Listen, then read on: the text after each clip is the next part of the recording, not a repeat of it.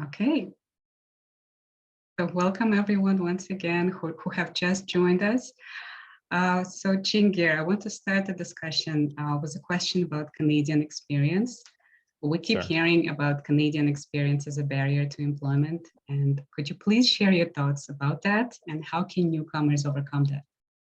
Yeah, absolutely. I'm not sure if you wanted me to give like a short intro on myself, like so that to give people an idea on the background, but we can dive right into the discussion.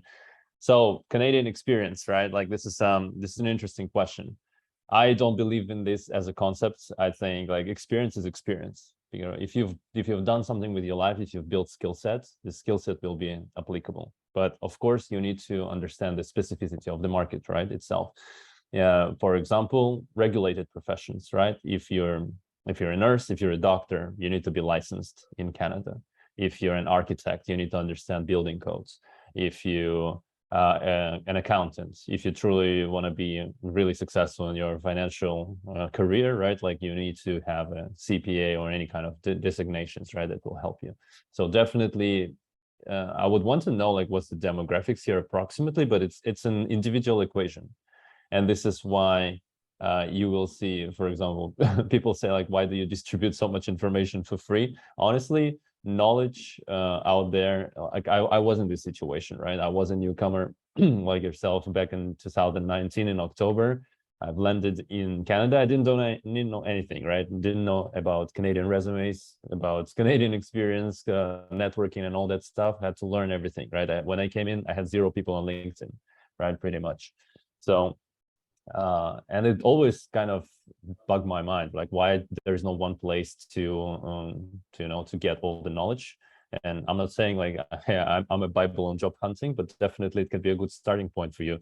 So the resources that I've shared with Elmira, right? We'll probably send some links, but I'll share one with you. Like first of all, like I have a website on Notion, right? And I think that guides that I wrote. So this is the second link, right?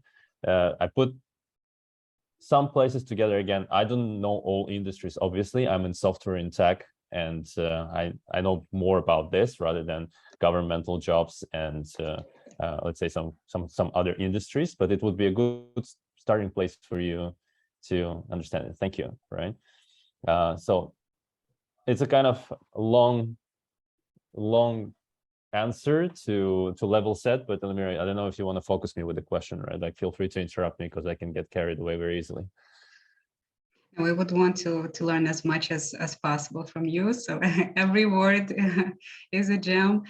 Thank you everyone who's joining right now. I see that people are joining from Kyrgyzstan, from Vietnam, from Nigeria. So welcome everyone. We're with Chingir Lee, who's a senior talent acquisition partner at CaseWare. I want to take you up on that offer of talking about yourself and sharing your personal story. 100%. I don't want to bore you, right? But just to kind of, again, level set and for you to understand of why I can talk about these things. I personally had many different transitions, but I'm, I and Elmira, we're sharing a country. I was born and raised in Kazakhstan. I'm Korean, but my mother tongue is Russian, right? So I'm already quite kind of soup of things. But by training, I'm a researcher. I spent in academia 10 years, chemistry, chemical engineering, material science. It is actually my second foray in Canada. The first one I've back in 2009 to 2011, I lived here, Regina, Montreal, studied some French, worked in customer service, studied a little bit, right? Came back home, finished my master's, and I realized that, hey, Canada changed me, I need to move on. And I found a PhD program in South Korea, went there, did that for 4 years, did everything until like the thesis part. Yeah, saw that there's not enough pain in my life. I started a startup there, did that for 2 years, didn't finish my PhD. My startup also didn't quite work out, but I've learned a lot from both. And yeah, met a girl, fell in love. She told me, you told me so much about Canada, let's go. And in October 2019, we landed here in Toronto for the first time. My first job was with a nonprofit organization similar to Elmira's, right? And yeah, ironically, that was my function to be what the job is called job developer, aka workforce specialist, and it was my function to connect newcomers, and not only newcomers but all job seekers of some sorts, right, with companies. So as you can imagine, lots of networking, lots of cold calling, events, right? But I did that for a year, and after that, talent acquisition seemed like a natural progression to me, and this is how I moved in-house. I didn't want really to work for an agency, but I was on the hunt for a little bit, and I've joined CaseWare on March 2021, and it's been a wild 17 months. I've touched every single area of business, so again, like I probably understand software tech much better than anything else, but it's been a very enriching journey for me, so very grateful. But I can bring you a perspective of job developer, of talent acquisition professional, but of course job hunter myself. I know what it feels like to be a newcomer here and look for jobs, right? So speaking for the first question, Lemira, that you had, Canadian experience, right? So we started with that. Again, as I said, understand what are you applying for, right? And understand the job, understand the market, understand the industry and the company. And first of all, learn how to tell your story, right? Because storytelling is a superpower. And it's also kind of, it surprises me that not many people educate themselves on copywriting and storytelling, right? Because these are the things that will be defining you here, right? The story that you tell on your resume, the story that you tell on your LinkedIn, and the story that you tell in the interview. I think these are three big plus, and of course the story that you tell in the networking with other professionals, right? These are very important aspects, and I always recommend to spend a lot of time. But Canadian experience, I think, the whole job hunting journey starts with the most important aspect that not many people focus on, and like we call it self-inventory, right? Truly understand, take yourself, like step outside of your mind, look at yourself objectively as you can, and try to understand what's my strengths, what are my qualities, what do I bring truly to the table, right? I think yes, please, if you have any questions, feel free to post them in the chat. I'll address them as I go. But that was my challenge myself, right? I came to the country, I was applying for odd jobs. I thought, whatever, I don't have any skills, what can I do, right? But there are many the skills that are most important skills for you to succeed here. They can never be found on the resume. And I can talk more about what I'll be looking for as recruiters, but I'll take a pause here, and I don't know if anyone wants to ask me something, or Elmira again. Yes, thank you so much. Keep me in line. Thank you so much. Thank you for telling about your journey, and it's incredible to be able to gain some insight from your experience. For all of you who have joined recently, again, welcome. Please ask your questions in the chat, and I will address it later. And I wanted to ask you, like from your experience, what are some common mistakes that job seekers do when applying for a job? Meaning 100%. like resume, cover letter, job interviews. Number one mistake is not understanding the system, right? And this is why I spent 3 months of my life and put the guide together so that people understand talent acquisition. If you want to be the best player on the market, you need to understand the rules of the game. If you don't understand the rules of the game, you don't play well, right? Understand what is talent acquisition, how hiring managers do their job, how hiring process works, what is the job of recruiters, right? Like our job is to find people for jobs, not jobs for people, right? That's number one. Study. Preparation is 50-60% of your success, right? Number two, again, we talked about self-inventory piece, right? Truly, again, dissect yourself, understand what is your offering, what do you bring into the market. I think everyone should operate with a consultant mentality, right? The company is a client, and yes, I'm coming in, and they need to choose me as a provider of the service, right? But at the same time, I'm choosing my client as well. Like, here's my offering, but whether we're going to come to an agreement or not, we need to come to an alignment. So you never position yourself as a job beggar. And this is a number one sales technique, right? Not that it's technique, even like a philosophy.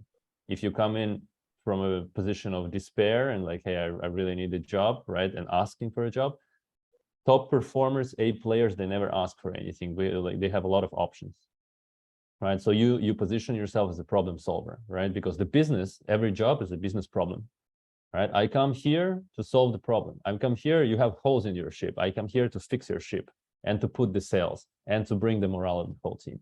So That's number two, right? Don't be a job beggar, and don't be a job even a job hunter, right? But be a company hunter, right? Hunt for a specific job, specific company, specific team, specific manager, right? And position yourself as a problem solver. Mistake number three, how people operate. If you come new to the country and I say like, hey, for example, Frida comes to Toronto. I say, Frida, go find a Union Station. What are you gonna do first? Well, you're gonna find you're gonna open Google Maps, right? You need, it's the same thing. If you want to navigate your career, you need map. You need a career map. And the more data points you have, and this is why people like, I want to be there in your career. Okay, the first question I ask, how many people do you know in this position?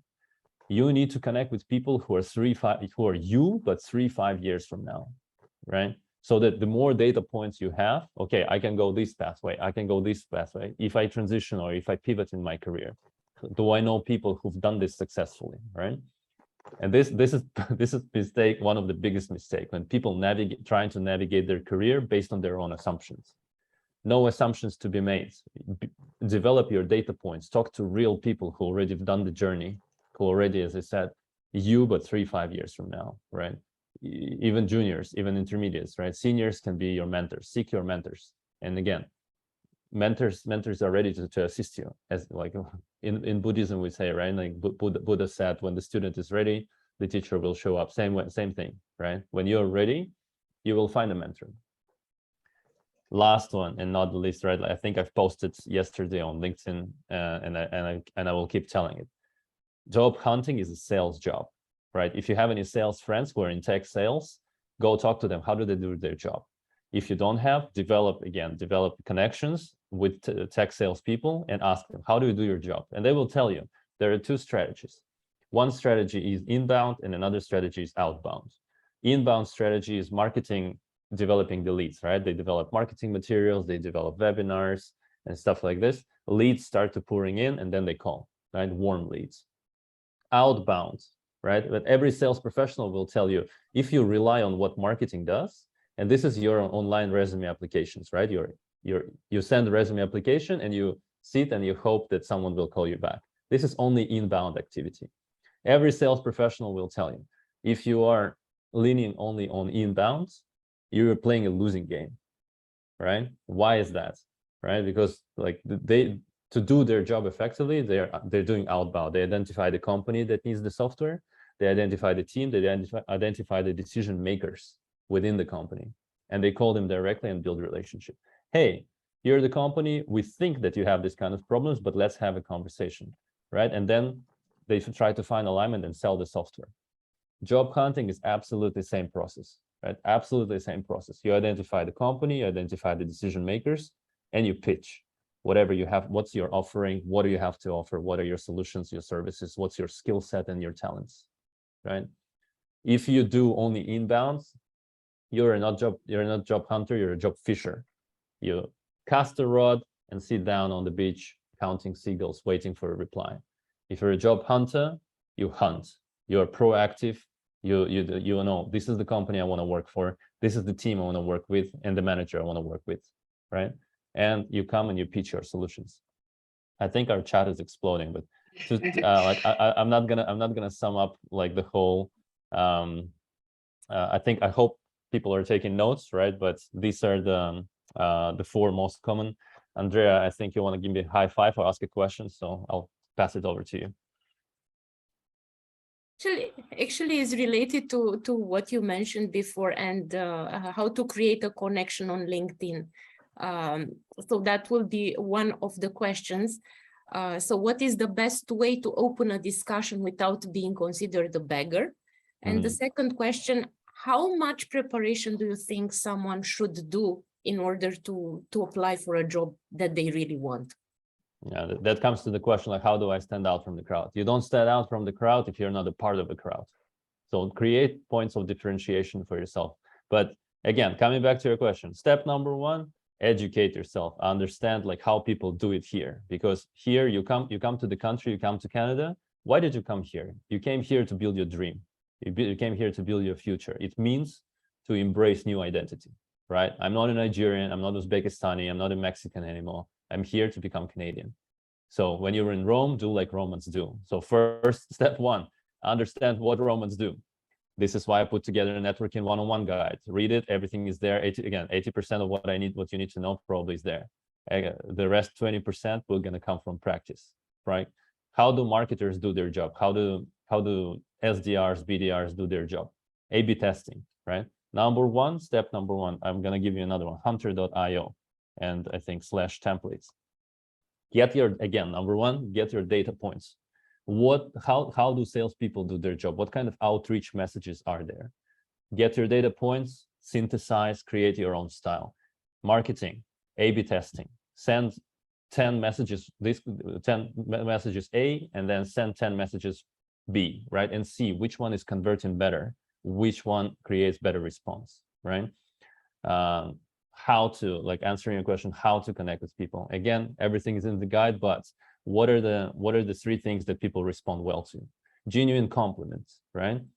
First of all, people who like myself, right, who cannot contain themselves and post every day on LinkedIn, I really like, and that's, you can scratch their ego, right, and then say like, hey, like you already delivered so much value to me for through your content, right? I would love to connect and follow your journey, and this is personally what I do, right? Like I would love to connect and follow your journey.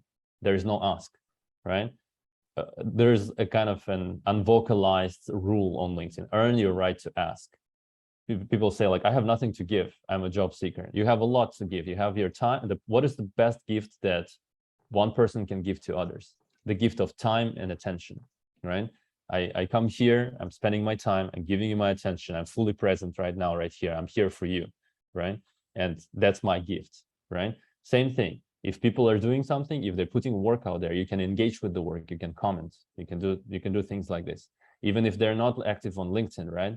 You can, again, what are you asking for? You're asking for a quick informational interview, a quick call, 10, 15 minutes for guidance. They're gonna feel good about themselves. Why? Because we love when people ask us for stuff and say like, hey, you're an expert in this, right? And you're like, oh, okay, oh, I feel good about myself. Someone thinks I'm a subject matter expert. Yeah, exactly, same idea.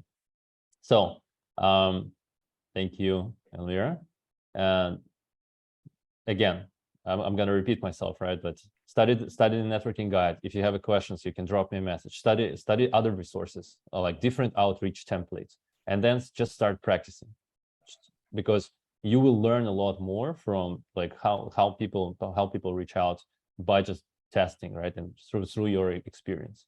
And we can talk about like the beliefs that stop people from networking as well, but I think it's a little bit a different topic. I don't see any other hands here. This is the time when you can raise your hands if you want to ask Chingir a question. In the meantime, I have a question from let's go through chat. Yeah. Yes. So there was a question from Jihan. Okay. How do you do outbound marketing? Okay, perfect. Jihan raise his hands. You want to verbalize your question, or you want me to read? Feel free to unmute yourself and say something. No? Yes, Hi. no? Hi. Hello. This is Jihan. Hi. Well, actually, you answered to the question. I asked the question before you answered. You answered the question. Perfect. Okay. So yeah, the question was like, I cannot land an interview. You probably understood the mistake in the approach, right?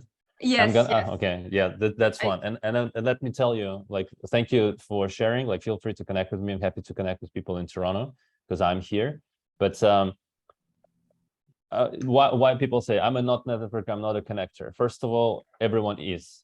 We are hardwired. We are people. We are hardwired to build relationships. But I will explain you, and this will just, I don't know, probably going to be a mind-shifting information for someone, but why resume not going to work, right? Reason number one, if you are applying with your resumes, you're a piece of paper competing with other pieces of paper, right? Yes. Yeah. Think about it. Other people, they're not necessarily more qualified, smarter than you, more driven than you, hungrier than you, or have a better communication skills. You cannot define it. You're just a piece of paper competing with other pieces of papers. If another person is a better resume writer than you, who's going to win? Right? That's one. Obviously, yes, obviously, if just the person has better resume writing skills, and trust me, especially in my domain, in software and technical people, they suck. right? At writing resumes, right? And but it doesn't make them bad professionals, right? Once you start talking to them, right, and understand like what kind of things they've built. Resume writing skills, number one limitation. Reason number two, again, same. You're a piece of paper in a big stack of papers, right? You get, for example, you apply for a job. It's in let's say entry-level position. We have 300 applications. On the other side of the table, there is a guy like me looking at the resumes and filtering the resumes out, right? Well, what do you think? I'm gonna go through all 300 applications? I'm sorry, I'm like physically don't have time for this. Yes, right? You're gonna use the software. I'm not going to use, we'll talk about this, right? But everyone listening, right? Everyone who tells you that ATS rejects you, that's not true. ATS does not reject you at all. It's not like some evil machine robot AI who is like in Matrix wants to enslave you, right?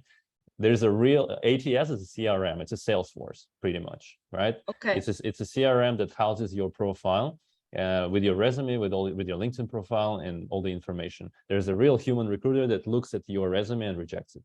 Okay, so let's get it out of the way. Come back to the example again. 300 applications. Again, I have 20 jobs. I don't have time to go through all of them, right? So your resume is somewhere in the stack, right? What I'm gonna do, I'm gonna take the first 50. I'm gonna choose 15 people. I'm gonna call them. I'm gonna choose the best 5. I'm gonna send them to the hiring manager. Hiring manager will choose 3. Send them to the team for the technical round, and we're gonna make one offer to a person. 50, 15, 5, 3, 1. 250 people at the bottom, they never got seen. Yeah. Right. I'm a talent acquisition professional. I'm gonna be the first one to admit the system is broken completely. Right. But I'm sorry. Right. But this is how it works. So you need to understand this piece. Reason number 3. Reason number 3, as I said, understand our job and what are we looking for. And again, if you look at through our materials, you will get it, right? But reason number 3, what does make, like we'll say we will take a sample, a cohort of 20 people, someone's going to be average worker and someone's going to be top 1%, A players, rock stars, whatever you want to call them, right? What's the differentiator? If you say the technical skills are all same, what is the differentiator between a person who is like average performer and a top performer? Soft skills? Never, exactly. I never call them soft, I call them foundational or human skills, right? Because exactly what you mentioned. For example, one framework that we use, it's called Ideal Team Player. It's a book, you can find it, Ideal Team Player. It's a very interesting, it's a kind of a storytelling guide, but hungry, humble, smart, 3 things. Hungry, humble, smart. Hungry, it means you understand, you're motivated, you know what's, you're self-motivated and self-driven and self-directed, right? You have your own reasons to excel, right? Again, it comes together with the number 4, curiosity or inquisitiveness. People who are driven by learning. If you're driven by learning, you're gonna dig deep until you find the answer, right?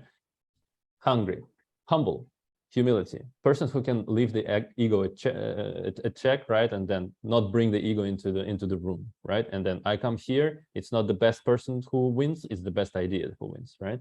So that's everything is, but again, humility, we call it, I don't know how you want to call it.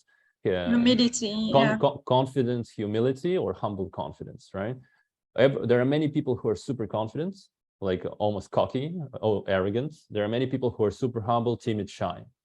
There should be a balance between humility and confidence. Number 3, smart. What do you mean by smart? Absolutely, you need to be able to technically do the job. Technical skills should be there. But I'm talking about people smart. Can you read the room? Can you influence the room? Right? Can you, like, again, it's going to come to communication skills. Number 1 skill that's going to limit you in your career is English skill. For everyone out there listening, you're going to be newcomers here, right? Don't never confuse English skills and communication skills, 2 different things, right? People say like, hey, I want to speak like a native speaker. What is a native speaker? What is the conception of a native speaker? Is it like someone who was born and raised in Canada in the hood, smoking joints with his friends, or it's a professor of English or professor of theology at University of Toronto, right? Both are native speakers. The level of communication completely different, right? So same thing for you. You can be a superb communicator in your language, but if you don't speak the language, if you ask me to speak Korean, people will think like he speaks like a toddler, right? And they would be right, pretty much. Communication skills is the ceiling in your career. People grow only as high as their communication lets them. I've seen people who've climbed the career ladder up to the level of director, and that's it. 8-9 years, they're in the director title because they're stuck. Their communication doesn't let them. Their communication is like and they've never developed it, and they've never received probably a proper feedback and an incentive to truly develop their communication, right? So we talked about hungry, humble, smart, curiosity, inquisitiveness, and communication. All these things you never will find on the resume. This is why we call people. Hey, in my language, in Russian, we say, open your mouth so that I could see you, right? And until we talk to people, we don't understand what's inside. From the communication, speed of communication reflects the speed of thought. Depth of communication reflects the depth of thinking. Same thing, right? So, this is reason number 3. If you're leaning on the resume only, it's a losing game, right? I can give you more. I can continue this, but I hope this 3 is enough. This is like responding to answer, okay, in the approach. If you're leaning on the resume approach only, you're fighting this battle with one hand behind your back, right? Outbound, it also communicates your proactive stance. Go-getter, right? What is a go-getter? You go, you understand what you want to get, and you get it, right? Okay. Thanks. You're very welcome. Thank you. We have Andrea who has a question. Andrea, yeah, high five. Yes. How are you? Hi. Well, I don't know why my name is not Andrea, but I think I used the link. My name is Carolina, and I am from Ecuador. Carolina? I'm sorry about that. Yes. Mucho gusto. Well, mucho gusto. Thank you for all your insights. They're wonderful. I have a problem because I know that in Canada it is very important to be on LinkedIn, and I am not at all active at that social media platform. So I was wondering how or what can I do, or where should I start? Because I know this is probably a difficult thing to do, because it's like I will have to start from scratch, and I don't know if that will be difficult in my job hunting. So do you have any tips or any advice you can provide for me to start on LinkedIn? Okay, what is the best way to start, Carolina? The best way to start is to start. But the good starting point, I've sent you my blog, right? There is a link, LinkedIn checklist, right? This is going to be a good place for you to start. It's a little kind of breakdown on what you can use for the self-audit, right? But again, the approach that you should take here, your LinkedIn profile is your e-commerce store. You're selling a product or a service. If people come in, they don't understand within 2 seconds what you're selling, they're out. You've lost their attention. And this is what you like. What you need to, everything should be professional, everything should be polished. You need to optimize it for both Crawler, the program that we're using, right? LinkedIn Recruiter. So it should be keyword optimized, but it should be optimized for human eye. And this is why I'm saying that copywriting and storytelling is so important, right? So that people can, how do we read online, right? We scan. It should be very scannable, and your story should captivate people, capture their attention. So take a look at that. This is going to be a good first point. Second point, again, as I said, get your data points, right? Who are the people in your profession? First of all, just do your research on the resume, on LinkedIn profiles of people who are carrying the title that you want to secure, right?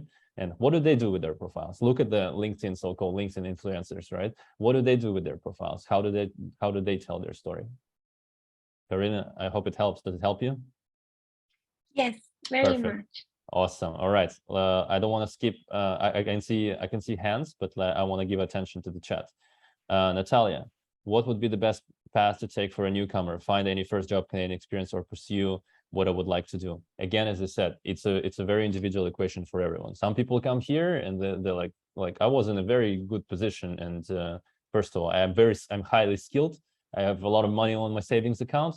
I have the capacity to wait, right? That's your personal equation. You need to understand. I came in, I didn't have a lot of savings, and I was hustling like crazy, right? So I think you need to understand what you're looking for.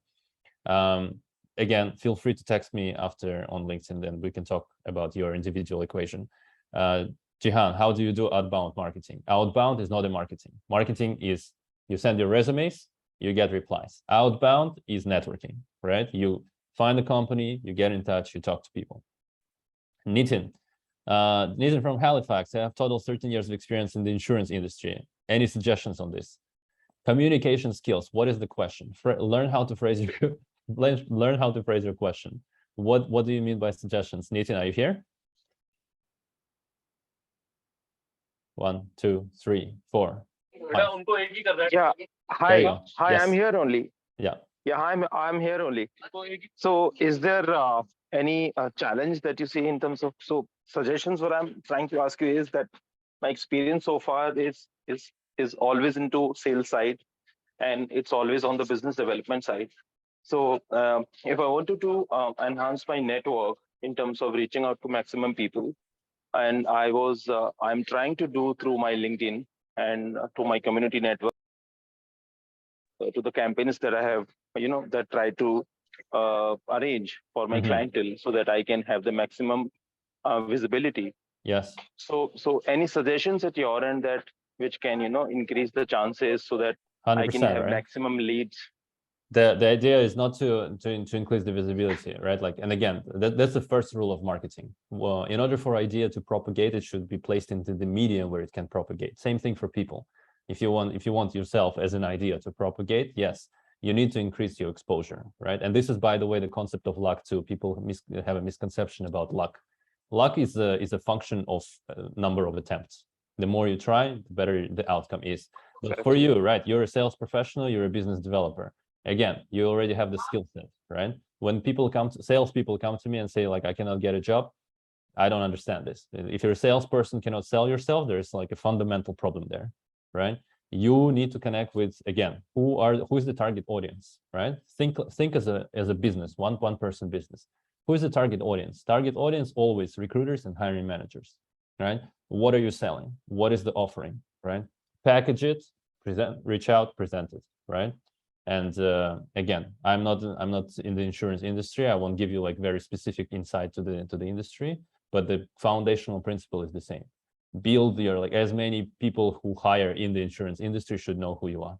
Does it help?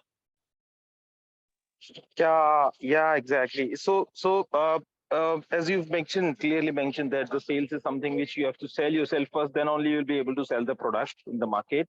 Gotcha. And then I got the point. You are absolutely right here.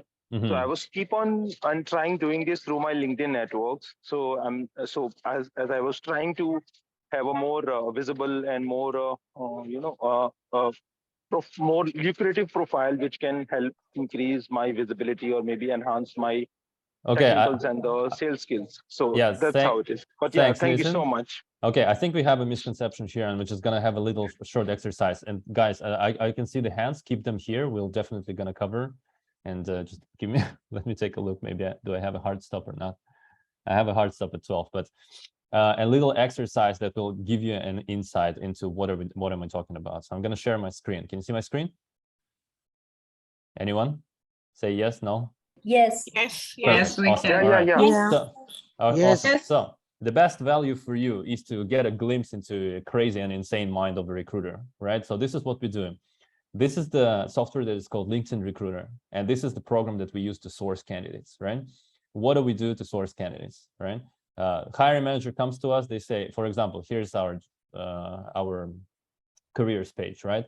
And I don't know, any kind of role. Let's say this one, like, well, it's not fair. It is my role, but director corporate development, right? Who are these people? These people are executing the M&A strategy, right? Companies buy companies. So CaseWare is buying companies. These are the people who hunt companies, right? So what I'm going to look for, if you if you know about Boolean search, I'm going to make it a little bit bigger. Educate yourself what's Boolean search. But Boolean string is basically a string of keywords. I'm going to be looking for the word director, and I'm going to be looking for the words M&A, for example, right? So this is the step one. I'm just looking 570. So now I want to limit people. I cannot afford to buy people to hire people in New York and California, too expensive, right? And they need to be close to Toronto. So let's say I'm looking for someone in Canada, right? So it's going to limit my pool to 17,000, right? I'm gonna, some of them are like finance director. So this is the Boolean search. I'm gonna say, I'm not interested in anyone finance. So I'm gonna say not finance. What other words that I want to exclude? Not finance, or for example, senior director, it's too high, for example, or VP, right? Ideally, I would love to have someone with a corporate development experience. Corporate development. Okay, let's see if what we can get. I made a typo somewhere. That's why it shows me like this. Yeah, this one, corporate development. I'm gonna put it. So when you put quotation marks, it means I'm looking for exactly that piece of text on the profile. 282 people, and then we go from here, right? This is why it's so important to optimize your profile, right? You're looking for. This is how we look for people. Keywords are directly in the headline. And if I click on the profile, here is the guy, here's our Nisarg. There is no about section, but the experience says he's actually a director of corporate development. This is why, again, as I said, everything should be polished to perfection. This is how we find people, right? You should show it in the headline, you should show it in your experience, all the keywords, you should show it in your skills, etc. Now, coming back to your question, like, what does it mean to develop your own opportunities, right? It doesn't mean to create a perfect profile and reach out to people. It means, for example, yeah, you said like what, insurance, right? Okay, let's look at insurance. Insurance broker. Let's look for jobs. Insurance broker, and we're looking for jobs in Canada. Personal insurance broker. Okay, yeah, this is Regina, but whatever. Hub International. You identify, like salespeople do the job. Identify the company. Here's the company. You go to the company. If you need, you follow them. People. Identify the people. There are 397 employees. Not that much, right? You can find them. And next one, okay, who is actually working in insurance, right? Okay, these are the people. It's here, insurance professional. High near, and you find this guy. And you need to talk to anyone. Again, the approach will be different depending on who you're talking to, right? But this guy, for example, he's been there for 10 months on a contract, right? If he's like something working in the role that you want to have, for example, you text him, Nirmaljit, kudos to you, cheers to your successes, you've been awesome. Like I would love to, I'm doing my research on Hub International, and I would love to get your insights. That's it. There is no ask, you're not asking for a job, you're doing your research. Because you are applying for jobs that you need, right? Does it help? Where is everyone? I'm just like talking to the space. Anyone? Yes. Are we Yeah, good? it was Really awesome. helpful, really Yeah. helpful, really Really helpful. helpful. Perfect. Okay, I'm gonna show you another thing. Okay, we're like, sorry, I'm in general a fast speaker. I know, like, if we're gonna do something else, I would probably more slow pace, but I want to cram maximum value for you. Okay. I'm actually building a course, so I'm gonna give you like a little snapshot from the course.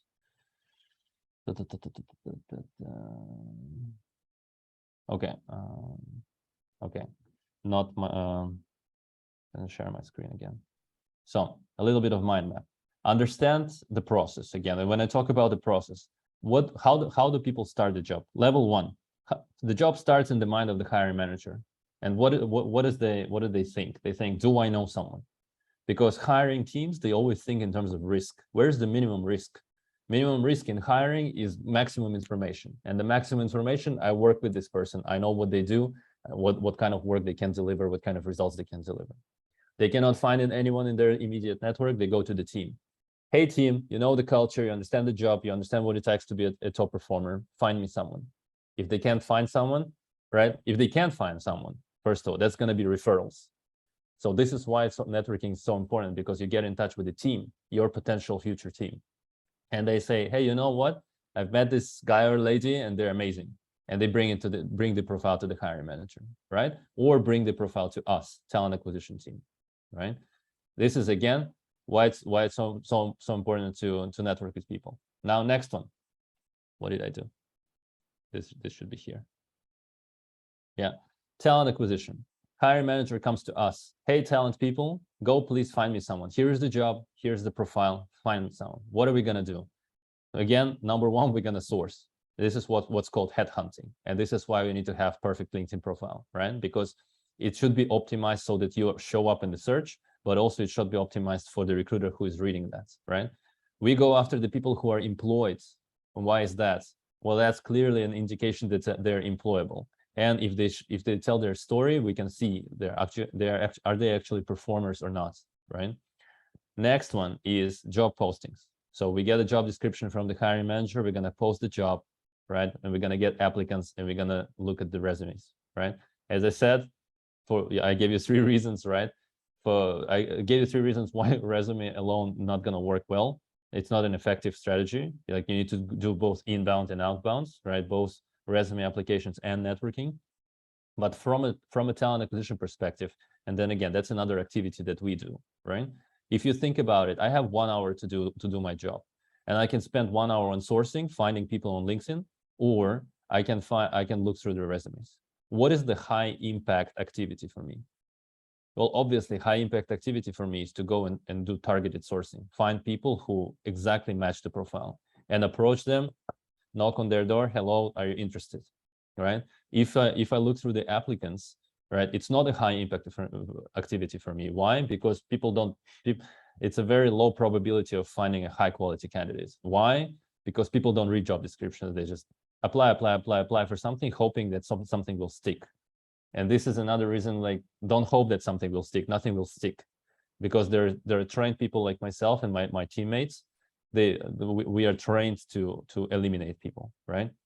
It only makes sense to apply if you feel like, yeah, my application is going to be strong, targeted, and there is a rationale. The bottom line here for you, you need to inject yourself as high as possible into this pyramid, right? If you can, network with talent people, right? Hey, I'm interested. If you can, network with team, right? Potentially. If you can, ideally, is to put yourself right in front of the hiring manager directly. That is your goal as a job hunter. I'm going to stop here to take a pause. Does it help? It does. Thank you Yes. so much. Yes, Certainly. nice. Yes, certainly. Tons of hands. Very, very helpful. Thank you. Okay, awesome. Thank you so much for your feedback. Is there recording? There will be recording. Vipin, so how will we get resume right? Because we don't know and may never know what's the best to write resume. First of all, understand what they're looking for. Secondly, again, educate yourself, right? I'm going to build a course, but get your data points. Look at, so for example, you're a data analyst, right? Research 20, 50 resumes of data analysts. Research 20, 50 profiles on LinkedIn for data analysts. What people do. What are the best practices, right? And that's going to be a good starting point. And then seek for feedback, right? Again, this is where networking kicks in, right? You're gonna talk, and they're gonna give you some feedback. Myth busted. Thank you. Yes, you're very welcome. This is what we do, Mythbusters.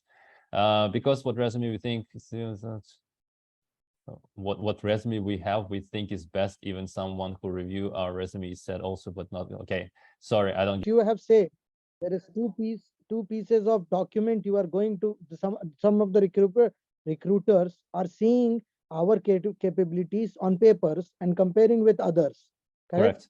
Now we have one level of eyes. We have one level of understanding. Based on that, we have make our resume. And we have gone through the websites. We have gone through the webinar like you. We done some research, and what are the points like Canadian resume asked, we write it. And then we given our resume to somebody to review. They review and they said the resume is okay. Now, when we are sending it, these all things to them, like recruiter, but still we are not getting shortlisted. Even we try to use a job scan to meet the ATS score of 85% and above, but still we are not getting response. 100%. No, job scan is garbage. Like, again, as I said, like it's not there's no robot. There is a person who's going to read your profile. Okay, I will explain you like the how much time do we have very quickly, like the most and like, again, people who are with the questions waiting in the line, forgive me. Like, you can always, if you don't have enough time, you can text me or email me. Resumes. Educate yourself on the resumes, right? There is a chronological resume and there is the functional resume. What's the chronological chronological resume. What's a chronological resume? It tells your story in the chronological order, right? Yes. So you need to show how you evolved as a professional. For people who transition into a new industry, it's not the best one, right? So never submit your resumes in doc format, always PDF, because if the ATS, this is what is called ATS friendly, if you will, right? Because ATS decodes the resume, and doc format gets messy sometimes, right? So always PDF. I would never recommend to use, this is actually good, right? But I wouldn't recommend to use 2-column resume unless it looks like this, very clean, and for developers, it's fine. Overall, I would recommend to use something like this or something like this, right? Section by section by section. You start with a summary, you focus on your skills. Number 3 is experience, and then everything else is later. Most important thing that recruiters are looking for is qualitative and quantitative component. First thing I'm going to look at your experience. Quantitative, how many years of experience, because it tells me what the level you are. If you apply for a very low level, you're overqualified. If you apply for high level, you're underqualified. So understand the leveling system. If you go to my guides, I break out completely like the leveling system that we use, for example, but you can use it for any kind of company as well, right? We call it Radford levels, RADFORD, Radford. Quantitative, how many years of experience? Qualitative, what kind of experience? Is that the right type of experience, right? Is it the right title and the right work that's been done, right? Next thing, only after that we're going to be looking at how do you describe yourself in summary and skill set, right, etc. If you transition into a new industry, chronological is not going to be the best one. You need to look at the functional resume. Functional resume focuses on skills. If you go to Microsoft Word, they have templates.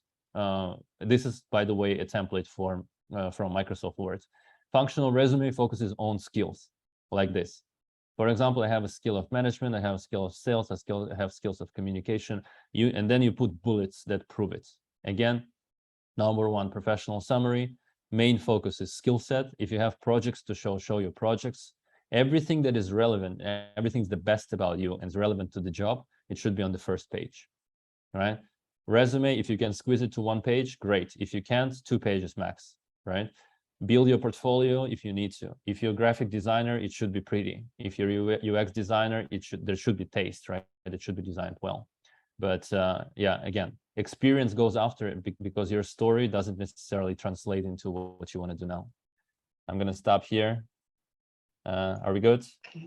Everyone? Thank you so much. Yes, as we're thank you. nearing, Yes, thank you. Sorry, as we're nearing 11, I'm just going to stop the recording.